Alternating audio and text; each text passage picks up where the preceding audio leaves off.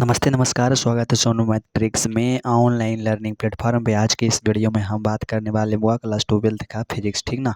चलिए, जो आज का फिजिक्स का एकदम ताबड़तोड़ होने वाला है, reflection from from plane mirror, ठीक ना। चलिए, फर्स्ट नंबर प्रश्न कहता है, प्रकाश के परिवर्तन के संगत निम्नलिखित में से कौन सा कथन सही है, बताइए। Angle equal to R, I equal to angle I बराबर angle R, option number A, ठीक ना। चलिए, अगला प्रश्न 2 नंबर प्रश्न कहता है, निम्नलिखित में से कौन सी घटना प्रकाश के कण प्रकृति से संबंधित है, तो ऑप्शन नंबर डी डी सही हो जाएगा। प्रकाश के परिवर्तन, प्रकाश के परिवर्तन, प्रकाश के अपवर्तन, प्रकाश का वर्ण विक्षेपण, ठीक ना, ऑप्शन नंबर डी। चलिए, 3 नंबर, किसी समांगी माध्यम में प्रकाश की सीधी रेखा को क्या कहा जाता है, सीधी रेखा को 3 के ऑप्शन नंबर ए प्रकाश की किरण कहलाता है, ठीक ना। चलिए, अगला प्रश्न है 4 नंबर, समानांतर प्रकाश की किरण पुंज के लिए प्रकाश स्रोत को रखा जाता है, तो 4 के ऑप्शन नंबर ए अनंत पर, ठीक ना।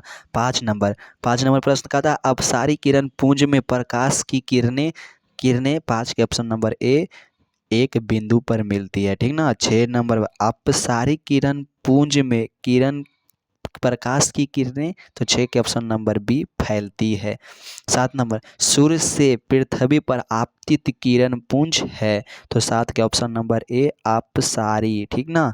चलिए, option number A paraxial beam of light ray के संगत कौन सा कथन गलत है, तो option number C sine theta equal to tan theta, theta एकदम वेरी वेरी स्मॉल, ठीक ना। चलिए, 9 नंबर, परावर्तक सतह से परावर्तन के बाद फलस्वरूप आपतित किरण की परावर्ती कैसी होती है, दिशा होता परिणाम तरंगदैर्घ्य, नो के ऑप्शन नंबर ए दिशा, ठीक ना।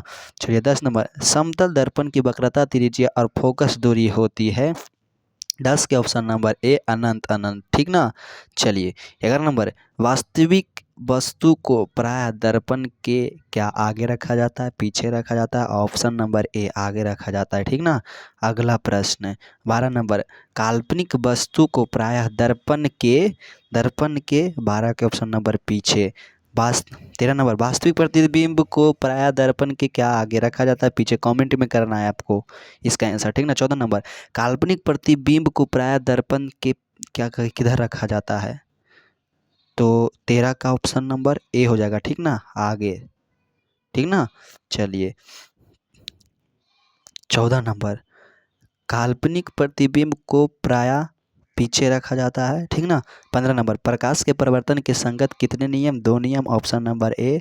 16 नंबर, अभिलंब सतह पर लंबवत होता है, ऑप्शन नंबर ए, ठीक ना। चलिए, 17 नंबर, परिवर्तन के संगत आपतित किरण, परावर्तित किरण और अभिलंब जिस बिंदु पर प्राप्त होते हैं उसे कहा जाता है, क्या कहा जाता है, 17 के ऑप्शन नंबर ए आपतन बिंदु पर। 18 नंबर, प्रकाश के परिवर्तन के संगत प्रकाश की विकिरण सर्वप्रथम पहले दर्पण के समानांतर होती है तथा लगातार परिवर्तन के फलस्वरूप प्रकाश की किरण के समानांतर हो जाती है, तो दोनों दर्पणों के बीच का कोण, तो 18 के ऑप्शन नंबर बी 60 डिग्री हो जाता है, ठीक ना। 19 नंबर, समतल दर्पण के द्वारा उत्पन्न आवर्धन होता है, तो 19 के ऑप्शन नंबर बी +1 होता है। 20 नंबर, दिए गए चित्र के लिए थीटा का मान कितना होता है, तो 20 के ऑप्शन नंबर सी 90 डिग्री, ठीक ना। 21 नंबर, अनुदैर्ध्य आवर्धन एवं पार्श्विक आवर्धन के लिए ml बराबर ml स्क्वायर, ठीक ना, ऑप्शन नंबर ए। 22 नंबर, गोलीय दर्पण की सीधा करने पर उसकी वक्रता त्रिज्या और फोकस दूरी क्या होती है, तो 22 के ऑप्शन नंबर बी बढ़ता है, ठीक ना। 23 नंबर, समतल दर्पण के द्वारा उत्पन्न आवर्धन और फोकस दूरी, तो 23 के ऑप्शन नंबर बी +1 और इन्फिनाइट। 24 नंबर, समतल दर्पण के संगत प्रतिबिंब की प्रकृति कैसी होती है, तो 24 का ऑप्शन नंबर ए काल्पनिक और सीधा। चलिए, 25 नंबर, 2 मीटर ऊंचा व्यक्ति 5 मीटर की दूरी पर किसी समतल दर्पण सामने खड़ा होता है, तो प्रतिबिंब के आँख द्वारा आँख पर कोण, तो 25 के ऑप्शन नंबर बी 0.2 रेडियन। अगला प्रश्न 26 नंबर, 26 नंबर प्रश्न का था, एक प्रकाश की किरण समतल दर्पण पर 30 डिग्री के कोण आपतित होती है, तो विचलन कोण क्या होता है, देखिए 26 का ऑप्शन नंबर डी हो जाएगा, कैसे होगा, विचलन कोण का फार्मूला क्या बोलता है, चलिए देखिए, 180 डिग्री -2i बराबर 180 डिग्री -2 × 30 दर्पण के मान दिले न बुआ 180 डिग्री माइनस 3 दूना 60, 180 में से 60 जाएगा तो 120, ठीक ना। चलिए 120 जो नहीं है नॉन ऑफ दीज हो जाएगा ऑप्शन नंबर डी, ठीक ना। 27 नंबर प्रश्न कहता है एक प्रकाश की किरण समतल दर्पण पर 60 डिग्री के कोण पर आपतित होती है तो विचलन कोण क्या होगा। तो 27 का ऑप्शन नंबर देखिए डेल्टा बराबर 180, विचलन कोण का ही साइन है 180 डिग्री माइनस 2i, ठीक ना। 180 डिग्री माइनस 2 गुने आई के मान 60, तब 180 डिग्री माइनस 120, तो 180 में से 120 जाएगा तो 60, ऑप्शन नंबर बी, ठीक ना। चलिए 28 नंबर समतल दर्पण के परिवर्तन संगत प्रतिबिंब की दूरी और वस्तु की ऊंचाई में क्या संबंध है। तो 28 के ऑप्शन नंबर ए हो जाएगा, ठीक ना। v equal to minus U. 29 number एक समतल दर्पण से उत्पन्न विचलन कोण 120 डिग्री है तो आपतन कोण क्या होगा। इसका फार्मूला वही लगेगा, मतलब डेल्टा विचलन कोण दिया है 120 डिग्री और आई हमको निकालना है, ठीक ना।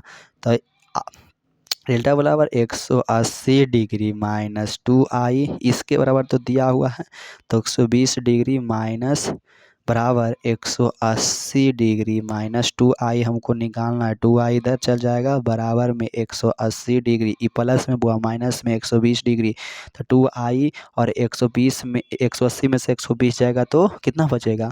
तो 180 में से 120 चल जाएगा तो 30 बचेगा ना।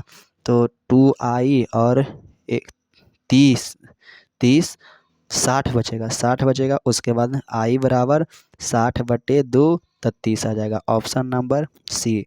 अगला प्रश्न है 30 नंबर यही है एक समतल दर्पण से आवर्धन विचलन कोण 60 डिग्री है तो आपतन कोण आप सभी लोग पहले बताइएगा। ऑप्शन नंबर सी हो जाएगा इसका आंसर। आप लोग बना के कमेंट कीजिएगा कमेंट बॉक्स में, वीडियो को लाइक कीजिएगा, चैनल को सब्सक्राइब कीजिएगा, आप अपने दोस्तों में अधिक से अधिक शेयर कीजिएगा। थैंक यू, जय हिंद, जय भारत।